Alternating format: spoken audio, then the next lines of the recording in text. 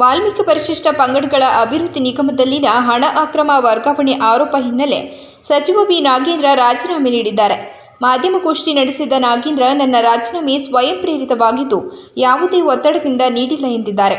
ವಾಲ್ಮೀಕಿ ನಿಗಮದಲ್ಲಿನ 187 ಕೋಟಿ ಅಕ್ರಮ ಆರೋಪ ಪ್ರಕರಣದ ಸಂಬಂಧ ಈಗಾಗಲೇ ಸಿಎಂ ಸಿದ್ದರಾಮಯ್ಯ ಅವರನ್ನು ಸಚಿವ ಬಿ ನಾಗೇಂದ್ರ ಭೇಟಿಯಾಗಿ ರಾಜೀನಾಮೆ ಪತ್ರ ಸಲ್ಲಿಸಿದ್ದಾರೆ ಎನ್ನಲಾಗಿದೆ. ನಾಗೇಂದ್ರ ರಾಜೀನಾಮೆಗೆ ಪ್ರತಿಪಕ್ಷ ಬಿಜೆಪಿ ಪಟ್ಟು ಹಿಡಿದಿತ್ತು. ಅಲ್ಲದೆ ಈ ಕುರಿತು ರಾಜ್ಯಪಾಲರಿಗೂ ದೂರು ನೀಡಿದೆ. ಹೀಗಾಗಿ ಪಕ್ಷ ಹಾಗೂ ಸರ್ಕಾರಕ್ಕೆ ಆಗುವ ಮುಜುಗರ ತಪ್ಪಿಸಲು ಹಾಗೂ ಒತ್ತಡ ಹೆಚ್ಚಾಗುತ್ತಿರುವ ಹಿನ್ನೆಲೆ ನಾಗೇಂದ್ರ ತಮ್ಮ ಸ್ಥಾನಕ್ಕೆ ರಾಜೀನಾಮೆ ಘೋಷಿಸುವ ಸಾಧ್ಯತೆ ಇದೆ. ಪ್ರಕರಣ ತನಿಖೆಗಾಗಿ ರಾಜ್ಯ ಸರ್ಕಾರ ಎಸ್ಐಟಿ ರಚಿಸಿದ್ದು ನಿನ್ನೆ ಇಬ್ಬರನ್ನು ಬಂಧಿಸಿದೆ. ಮತ್ತೊಂದೆಡೆ ಸಿಬಿಐ ಸಹ ಎಫ್ಐಆರ್ ದಾಖಲಿಸಿಕೊಂಡಿದೆ. ದೇವರಾಜ ಅರಸು ಅವರು ಕಾಂಗ್ರೆಸ್ ಪಕ್ಷದ ಪ್ರಮುಖ ನಾಯಕರಾಗಿ ಈ ರಾಜ್ಯದಲ್ಲಿ ಬದಲಾವಣೆ ತರಲು ಪ್ರಯತ್ನಿಸಿದ್ದರು. ಅವರ ಹಾದಿಯಲ್ಲಿಯೇ ನಡೆಯುವ ಪ್ರಯತ್ನವನ್ನು ನಮ್ಮ ಸರ್ಕಾರವು ಮಾಡುತ್ತದೆ. ಅದೇ ನಾವು ಅವರಿಗೆ ಸಲ್ಲಿಸುವ ಗೌರವ ಎಂದು ತಿಳಿಸಿದರು. ಹಿಂದುಳಿದ ವರ್ಗಗಳ ಕಲ್ಯಾಣ ಇಲಾಖೆಯ ವತಿಯಿಂದ ಇಂದು ಆಯೋಜಿಸಲಾಗಿದ್ದ ವಿಧಾನಸೌಧ ಪಶ್ಚಿಮ ದ್ವಾರದ ಬಳಿ ಇರುವ ಮಾಜಿ ಮುಖ್ಯಮಂತ್ರಿ ದಿವಂಗತ ದೇವರಾಜ ಅರಸು ಅವರ 42ನೇ ಪುಣ್ಯಸ್ಮರಣೆ ಅಂಗವಾಗಿ ಅವರ ಪ್ರತಿಮೆಗೆ ಮಾಲಾರ್ಪಣೆ ಮಾಡಿ ನಂತರ ಮಾಧ್ಯಮರೊಂದಿಗೆ ಮಾತನಾಡಿದ ಅವರು, ದೇವರಾಜ ಅರಸು ಅವರು ಒಬ್ಬ ಜಾತ್ಯತೀತ ವ್ಯಕ್ತಿ, ಸಾಮಾಜಿಕ ನ್ಯಾಯದ ಹರಿಕಾರ. ಮುಖ್ಯಮಂತ್ರಿಯಾಗಿದ್ದ ಸಂದರ್ಭದಲ್ಲಿ ಅನೇಕ ಜನಪರ ಯೋಜನೆಗಳನ್ನು ಜಾರಿಗೆ ತಂದಿದ್ದರು. ಸಮಾಜದ ತಳವರ್ಗದ ಜನರನ್ನು ಆರ್ಥಿಕವಾಗಿ, ಸಾಮಾಜಿಕವಾಗಿ ಹಾಗೂ ರಾಜಕೀಯವಾಗಿ ಮೇಲಕ್ಕೆತ್ತುವ ಮುಖ್ಯವಾಹಿನಿಗೆ ತರಲು ಪ್ರಯತ್ನ ಮಾಡಿದರು. ಮೈಸೂರು ರಾಜ್ಯಕ್ಕೆ ಕರ್ನಾಟಕ ಏಕೀಕರಣದ ನಂತರ 1973ರಲ್ಲಿ ಕರ್ನಾಟಕ ಎಂದು ನಾಮಕರಣ ಮಾಡಿದರು. ಈ ವರ್ಷ ಅದರ 50ನೇ ವರ್ಷಾಚರಣೆಯ ಸಂದರ್ಭದಲ್ಲಿ ಇಡೀ ರಾಜ್ಯದಲ್ಲಿ ಆಚರಣೆ ಮಾಡಲಾಗುತ್ತಿದೆ. ಉಳುವವನೇ ಭೂಮಿಯ ಒಡೆಯ ಎಂದು ಘೋಷಿಸಿದ ಕೀರ್ತಿ ಅರಸು ಅವರಿಗೆ ಸಲ್ಲುತ್ತದೆ ಎಂದು ಹೇಳಿದರು. ಹಾಸನದ ಮಾಜಿ ಸಂಸದ ಜೆಡಿಎಸ್ ನಾಯಕ ಪ್ರಜ್ವಲ್ ರೇವಣ್ಣ ಎಸ್ಐಟಿ ಕಸ್ಟಡಿ ವಿಸ್ತರಣೆಗೆ ಮಾಡಲಾಗಿದೆ. ಲೈಂಗಿಕ ದೌರ್ಜನ್ಯ ಹಾಗೂ ಅತ್ಯಾಚಾರ ಪ್ರಕರಣದ ಆರೋಪಿಯನ್ನು ಎಸ್ಐಟಿ ಬಂಧಿಸಿದೆ. ಬೆಂಗಳೂರಿನ ವಿಶೇಷ ಕೋರ್ಟ್ಗೆ ಗುರುವಾರ ಎಸ್ಐಟಿ ಪೊಲೀಸರು ಪ್ರಜ್ವಲ್ ರೇವಣ್ಣ ಹಾಜರುಪಡಿಸಿದ್ದರು. ಎಸ್ಐಟಿ ಪರವಾಗಿ ವಾದ ಮಂಡಿಸಿದ ಎಸ್ಪಿ ಅಶೋಕ್ ನಾಯಕ್ ಪ್ರಜ್ವಲ್ ರೇವಣ್ಣ ಕಸ್ಟಡಿ ಅವಧಿ ವಿಸ್ತರಣೆಗೆ ಮನವಿ ಮಾಡಿದರು. ಎಸ್ಐಟಿ ವಾದವನ್ನು ಪುರಸ್ಕರಿಸಿದ ಕೋರ್ಟ್ ಲೈಂಗಿಕ ದೌರ್ಜನ್ಯ ಹಾಗೂ ಅತ್ಯಾಚಾರ ಪ್ರಕರಣದ ಆರೋಪಿ ಪ್ರಜ್ವಲ್ ರೇವಣ್ಣ ಎಸ್ಐಟಿ ವಶದ ಅವಧಿಯನ್ನು ಜೂನ್ 10ರ ತನಕ ವಿಸ್ತರಣೆ ಮಾಡಿದೆ. ಹಾಸನದ ಮಾಜಿ ಸಂಸದ ಪ್ರಜ್ವಲ್ ರೇವಣ್ಣ ವಿರುದ್ಧದ 3 ಪ್ರಕರಣಗಳ ತನಿಖೆಯನ್ನು ಎಸ್ಐಟಿ ನಡೆಸುತ್ತಿದೆ. ಈ ಪ್ರಕರಣದಲ್ಲಿ ಪೊಲೀಸರು ಶ್ರೀ ಅಟಲ್ ಬಿಹಾರಿ ವಾಜಪೇಯಿ ವೈದ್ಯಕೀಯ ಮಹಾವಿದ್ಯಾಲಯ ಮತ್ತು ಸಂಶೋಧನಾ ಸಂಸ್ಥೆಯ ವೈದ್ಯರ ತಂಡದ ವರದಿಗಾಗಿ ಕಾಯುತ್ತಿದ್ದಾರೆ.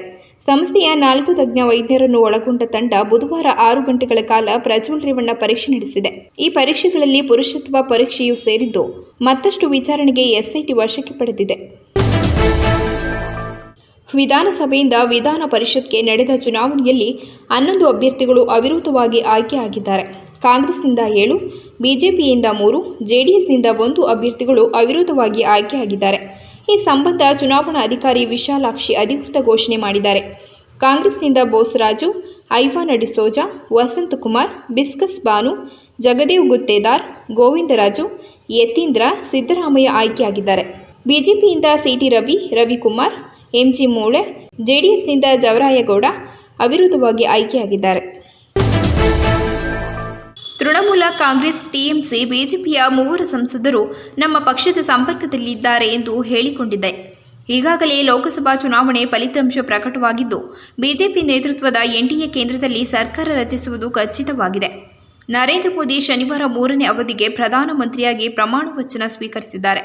ಮೂಲಗಳ ಪ್ರಕಾರ ಪಶ್ಚಿಮ ಬಂಗಾಳದ 3 ಬಿಜೆಪಿ ಸಂಸದರು ಪಕ್ಷದ ಸಂಪರ್ಕದಲ್ಲಿದ್ದಾರೆ ಎಂದು ತೃಣಮೂಲ ಕಾಂಗ್ರೆಸ್ ಹೇಳಿಕೊಂಡಿದೆ. ಮಮತಾ ಬ್ಯಾನರ್ಜಿ ನೇತೃತ್ವದ ಆಡಳಿತ ಪಕ್ಷವು ಎಕ್ಸಿಟ್ ಪೋಲ್ ಮುನ್ನೋಟಗಳನ್ನು ಧಿಕ್ಕರಿಸಿ ಬಂಗಾಳದಲ್ಲಿ ತನ್ನ ಹಿಡಿತವನ್ನು ಉಳಿಸಿಕೊಂಡು 2 ದಿನಗಳ ನಂತರ ಈ ಬೆಳವಣಿಗೆ ಸಂಭವಿಸಿದೆ. ಬಿಜೆಪಿಯು ತೃಣಮೂಲ ಕಾಂಗ್ರೆಸ್ನ ಹೇಳಿಕೆಗಳನ್ನು ತಳ್ಳಿಹಾಕಿದೆ. ಈ ಹೇಳಿಕೆ ಸುಳ್ಳು ಎಂದು ಹೇಳಿದೆ. ಲೋಕಸಭೆ ಚುನಾವಣೆಯ ಎಲ್ಲ 7 ಹಂತಗಳಲ್ಲಿ ಚುನಾವಣೆ ಎದುರಿಸಿದ ಪಶ್ಚಿಮ ಬಂಗಾಳವು ಬಿಜೆಪಿಯತ್ತ ಒಲವು ತೋರುವ ನಿರೀಕ್ಷೆ ಇತ್ತು. ತಮ್ಮ ಹೆಚ್ಚಿನ ರ್ಯಾಲಿಗಳಲ್ಲಿ ನರೇಂದ್ರ ಮೋದಿ ಮತ್ತು ಕೇಂದ್ರ ಗೃಹ ಸಚಿವ ಅಮಿತ್ ಶಾ ಪಶ್ಚಿಮ ಬಂಗಾಳದಲ್ಲಿ ಬಿಜೆಪಿ ಎಲ್ಲ 42 ಲೋಕಸಭಾ ಸ್ಥಾನಗಳನ್ನು ಪಡೆಯುತ್ತದೆ ಎಂದು ಭವಿಷ್ಯ ನುಡಿದಿದ್ದರು. ಆದರೆ ತೃಣಮೂಲ ಕಾಂಗ್ರೆಸ್ ಎಕ್ಸಿಟ್ ಪೋಲ್ ಮುನ್ಸೂಚನೆಯನ್ನು ಉಲ್ಟಾಪಲ್ಟಾ ಮಾಡಿತು. ಉತ್ತರಕಾಶಿ ತ್ರೇಹಿ ಜಿಲ್ಲೆಯ ಗಡಿಯಲ್ಲಿರುವ ಶಾಸ್ತ್ರತಾಲ್ ಪರ್ವತಾರೋಹಣಕ್ಕೆ ತೆರಳಿ ಸಾವನ್ನಪ್ಪಿದವರ ಸಂಖ್ಯೆ 5ಕ್ಕೆ ಏರಿಕೆಯಾಗಿದೆ. 5 ಮೃತದೇಹಗಳನ್ನು ಪತ್ತೆ ಮಾಡಲಾಗಿದೆ.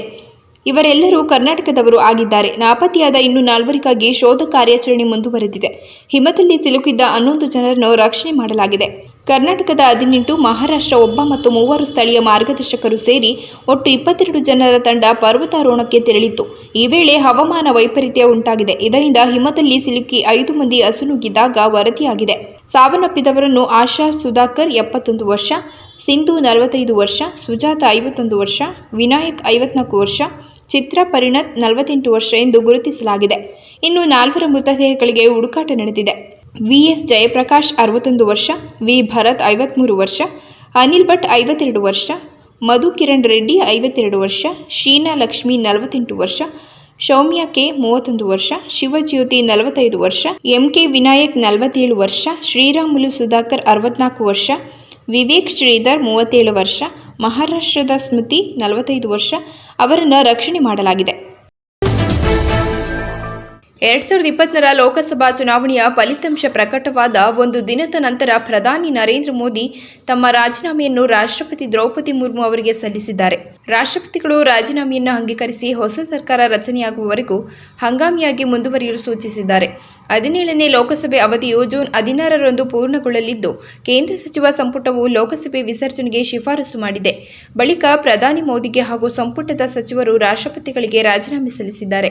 ಈ ಬಗ್ಗೆ ರಾಷ್ಟ್ರಪತಿ ಭವನವು ಮಾಹಿತಿ ನೀಡಿದೆ. ಮಂಗಳವಾರ ಪ್ರಕಟವಾದ 543 ಕ್ಷೇತ್ರಗಳ ಲೋಕಸಭಾ ಚುನಾವಣೆಯಲ್ಲಿ ಬಿಜೆಪಿ ನೇತೃತ್ವದ ಎನ್ಡಿಎ ಮೈತ್ರಿಕೂಟವು ಸರಳ ಬಹುಮತವನ್ನು ಪಡೆದಿದೆ. ಬಿಜೆಪಿಯು ಏಕಾಂಗಿಯಾಗಿ 240 ಸ್ಥಾನಗಳನ್ನು ಗಳಿಸುವ ಮೂಲಕ ಅದರ ಮೈತ್ರಿಕೂಟವು ಮ್ಯಾಜಿಕ್ ನಂಬರ್ 272 ದಾಟುವಲ್ಲಿ ಯಶಸ್ವಿಯಾಗಿದೆ. ನರೇಂದ್ರ ಮೋದಿ ಪ್ರಧಾನಿಯಾಗಿ ಸತತ 2ನೇ ಅವಧಿಯನ್ನು ಪೂರ್ಣಗೊಳಿಸಿದ್ದಾರೆ. ಜೂನ್ 8ರಂದು ಮತ್ತೊಂದು ಅವಧಿಗೆ ಪ್ರಧಾನಿಯಾಗಿ ಪ್ರಮಾಣ ವಚನ ಸ್ವೀಕರಿಸಿದ್ದಾರೆ.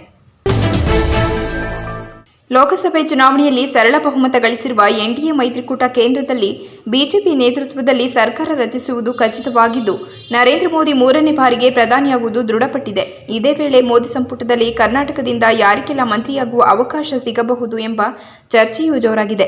ಈ ಮಧ್ಯೆ ಮಂಡ್ಯ ಸಂಸದರಾಗಿ ಆಯ್ಕೆಯಾಗಿರುವ ಕುಮಾರಸ್ವಾಮಿ ತಮ್ಮ ಪಕ್ಷದ ರೈತಪರ ನಿಲುವಿಗೆ ಅನುಗುಣವಾಗಿ ದೇಶದ ಕೃಷಿ ಸಚಿವರಾಗಲು ಇಚ್ಛಿಸುವುದಾಗಿ ಸುಳಿವು ನೀಡಿದ್ದರು.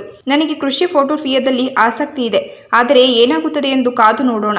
ರಾಷ್ಟ್ರೀಯ ಮಟ್ಟದ ಬಿಜೆಪಿ ನಾಯಕರಿಗೆ ರಾಜ್ಯದ ಹಿತದೃಷ್ಟಿಯಿಂದ ಏನು ಮಾಡಬೇಕೆಂಬುದರ ಬಗ್ಗೆ ಉತ್ತಮ ಆಲೋಚನೆ ಇದೆ ಮತ್ತು ಅದರ ಆಧಾರದ ಮೇಲೆ ಅವರು ನಿರ್ಧಾರ ಕೈಗೊಳ್ಳಲಿದ್ದಾರೆ ಎಂದು ಕುಮಾರಸ್ವಾಮಿ ಹೇಳಿದರು. ಇನ್ನು ಕೆಲವು ಹಿರಿಯ ನಾಯಕರು ಉತ್ತಮವಾಗಿ ಕಾರ್ಯನಿರ್ವಹಿಸಿದ್ದಾರೆ. ಬಿಜೆಪಿಯಿಂದ 2ನೇ ಮತ್ತು 3ನೇ ಅವಧಿಗೆ ಮರು ಆಯ್ಕೆಯಾದ ಕೆಲವರು ಸಹ ರೇಸ್ನಲ್ಲಿದ್ದಾರೆ. ಇದರಲ್ಲಿ 2 ಮಾಜಿ ಮುಖ್ಯಮಂತ್ರಿಗಳಾದ ಜಗದೀಶ್ ಶೆಟ್ಟರ್ ಮತ್ತು ಬಸವರಾಜ ಬೊಮ್ಮಾಯಿ ಸೇರಿದ್ದಾರೆ. ಇದಲ್ಲದೆ ಕೇಂದ್ರದ ಮಾಜಿ ಸಚಿವರಾದ ಪ್ರಹ್ಲಾದ ಜೋಶಿ, ಶೋಭಾ ಕರಂದ್ಲಾಜೆ ಹಾಗೂ ಮರು ಆಯ್ಕೆಯಾಗಿರುವ ಸಂಸದ BY ರಾಘವೇಂದ್ರ ಅವರನ್ನು ಕೂಡ ಪಕ್ಷ ಕಡೆಗಣಿಸುವಂತಿಲ್ಲ ಎನ್ನಲಾಗಿದೆ. ಮಾಜಿ ಮುಖ್ಯಮಂತ್ರಿ BS ಯಡಿಯೂರಪ್ಪ ಆಪ್ತ ಬಿಜೆಪಿ ಮುಖಂಡ ಕಾಪು ಸಿದ್ದಲಿಂಗಸ್ವಾಮಿ ವಿಧಿವಶರಾಗಿದ್ದು, ಸುಮಾರು 6 ತಿಂಗಳಿನಿಂದ ಅನಾರೋಗ್ಯದಿಂದ ಬಳಲುತ್ತಿದ್ದ ಕಾಪು ಸಿದ್ದಲಿಂಗಸ್ವಾಮಿ ಮೈಸೂರಿನ ಖಾಸಗಿ ಆಸ್ಪತ್ರೆಯಲ್ಲಿ ಚಿಕಿತ್ಸೆ ಪಡೆದು ಮನೆಗೆ ಮರಳಿದ್ದರು. ಆದರೆ ಆರೋಗ್ಯ ಸ್ಥಿತಿ ಸುಧಾರಿಸದೆ ಅವರು ವಿಧಿವಶರಾದರು.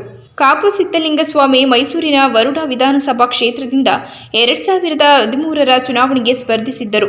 ಕೆಜೆಪಿ ಅಭ್ಯರ್ಥಿಯಾಗಿದ್ದ ಅವರು 54,744 ಮತಗಳನ್ನು ಪಡೆದು ಕಾಂಗ್ರೆಸ್ನ ಸಿದ್ದರಾಮಯ್ಯವರ ವಿರುದ್ಧ 84,385 ಮತ ಸೋಲು ಕಂಡಿದ್ದರು. 2018ರ ವಿಧಾನಸಭೆ ಚುನಾವಣೆಯಲ್ಲಿ ವರುಣದಲ್ಲಿ ಸಿದ್ದರಾಮಯ್ಯ ಪುತ್ರ ಯತೀಂದ್ರ ಸಿದ್ದರಾಮಯ್ಯ ಕಾಂಗ್ರೆಸ್ ಅಭ್ಯರ್ಥಿಯಾದರು. ಆದರೆ ಕಾಪು ಸಿದ್ದಲಿಂಗಸ್ವಾಮಿಗೆ ಕಣಕ್ಕಿಳಿಯಲಿಲ್ಲ. ಕಾಪು ಸಿದ್ದಲಿಂಗಸ್ವಾಮಿ ಹಲವು ವರ್ಷಗಳ ಕಾಲ ಮಾಜಿ ಮುಖ್ಯಮಂತ್ರಿ BS ಯಡಿಯೂರಪ್ಪ ಆಪ್ತರಾಗಿ ಕೆಲಸ ನಿರ್ವಹಣೆ ಮಾಡಿದ್ದರು. ಯಡಿಯೂರಪ್ಪ ಮುಖ್ಯಮಂತ್ರಿಯಾಗಿದ್ದಾಗಲೂ ಕಾಪು ಸಿದ್ದಲಿಂಗಸ್ವಾಮಿ ಜೊತೆಗಿದ್ದರು. ಮೈಸೂರು ಜಿಲ್ಲೆಯ ಪಕ್ಷದ ಮುಖಂಡ ಹಲವು ವರ್ಷಗಳ ಕಾಲ ನನ್ನ ಆಪ್ತ ಸಹಾಯಕರಾಗಿದ್ದ ರಾಜ್ಯ ಪ್ರವಾಸೋದ್ಯಮ ಅಭಿವೃದ್ಧಿ ನಿಗಮದ ಅಧ್ಯಕ್ಷರಾಗಿ ಸೇವೆ ಸಲ್ಲಿಸಿದ್ದ ಶ್ರೀ ಕಾಪು ಸಿದ್ದಲಿಂಗಸ್ವಾಮಿ ನಿಧನರಾದ ಸುದ್ದಿ ತಿಳಿದು ಅತೀವ ದುಃಖವಾಗಿದೆ. ದೇವರು ಅವರ ಆತ್ಮಕ್ಕೆ ಸದ್ಗತಿ ಕರುಣಿಸಲಿ ಎಂದು ಅವರು ಕುಟುಂಬದ ಸದಸ್ಯರಿಗೆ ನೋವನ್ನು ಭರಿಸುವ ಶಕ್ತಿ ನೀಡಲಿ ಎಂದು ಪ್ರಾರ್ಥಿಸುತ್ತೇನೆ.